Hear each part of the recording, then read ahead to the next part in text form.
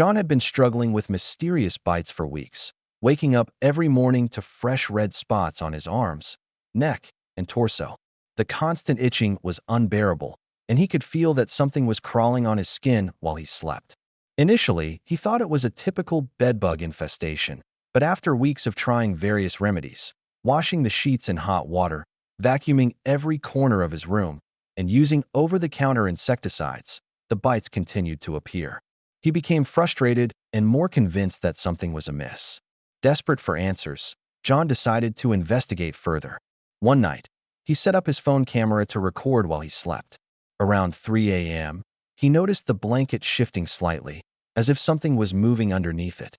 However, when he reviewed the footage, he couldn't make out any insects or bugs, just a vague ripple in the blanket. The footage left him with a strange, uneasy feeling that something was there, just too small or fast for the camera to capture. Unsure of what to do next, he decided to call in a professional. A disinfection expert named Anders arrived the next day and carefully examined John's bedroom. He inspected every seam of the mattress, disassembled the bed frame, and checked behind the headboard and baseboards. Despite his thorough inspection, Anders found no signs of bedbugs. He suggested that John might be dealing with fleas or another type of insect, but John had no pets, and the bites seemed to appear exclusively at night. After setting up traps to catch any potential insects, Anders left, promising to check back the next day. The following day, Anders returned to find that the traps were completely empty. "Not a single catch," he said, looking confused. "These traps are designed to attract bedbugs, and if they were here, we would have caught something." He recommended that John consult a dermatologist, suggesting that the bites might be caused by a skin condition rather than insects. Although reluctant, John agreed to see the dermatologist, hoping to get to the bottom of his ongoing issue. Dr. Harry, the dermatologist, examined John's skin and confirmed that the bites weren't the result of any dermatological condition. The inflammation was consistent with insect bites, but no clear culprit had yet been identified. Dr. Harry recommended John see an entomologist, a specialist in insect identification, as he suspected the issue was something less common than bedbugs. Although this suggestion made John uneasy, he agreed to take the next step and made an appointment with Dr. Chong, an expert known for handling rare insect-related cases. When John met with Dr. Chong a week later, the entomologist listened carefully to his account of the situation. Dr. Chong noted that the bites only occurred in John's bedroom and never when he stayed at his parents' house or friends' homes, which indicated that the source was localized. After carefully considering the evidence, Dr. Chong decided to conduct a thorough examination of John's bedroom. He arrived with a small kit that included magnifying lenses, test tubes, and microscope slides to collect samples from the environment. Dr. Chong meticulously inspected the mattress, bedding, and bed frame, taking samples of dust, fibers, and even small pieces of wood from the frame. During the examination, Dr. Chong seemed to tense up slightly as he lifted the corner of the mattress and peered underneath. He quickly took a sample, his face unreadable, and told John that he needed to analyze the samples under a microscope before drawing any conclusions. John was left in suspense, anxious about what might be discovered. That night, John decided to sleep on the couch, hoping to get some rest away from his bed. However, when he woke up, he found new bites on his ankle, confirming that the source wasn't limited to the bed, it was spreading. The realization hit him hard.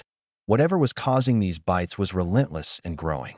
His phone rang, and it was Dr. Chong, urgently requesting that John come to his lab immediately.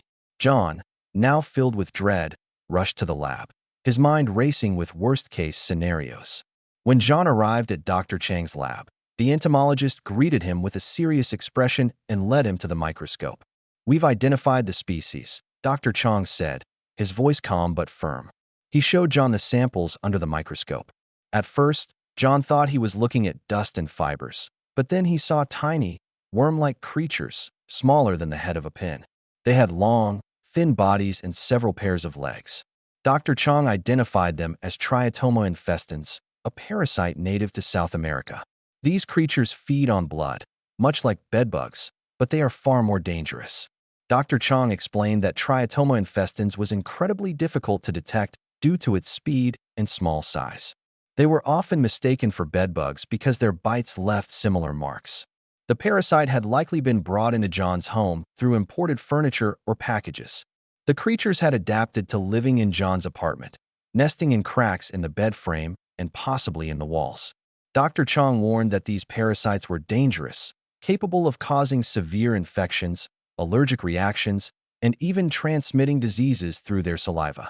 A specialized team was called in to deal with the infestation. The team arrived, dressed in protective gear, and began the painstaking process of eliminating the parasite colony.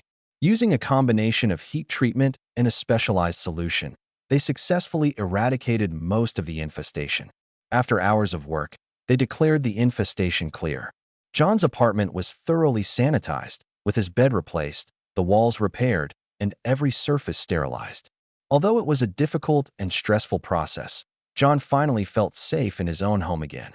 A week later, Dr. Chong explained that the triatoma infestans had likely come from imported furniture John had purchased at a discount warehouse a few months earlier. The larvae had adapted to human living conditions, multiplied rapidly, and fed on John every night.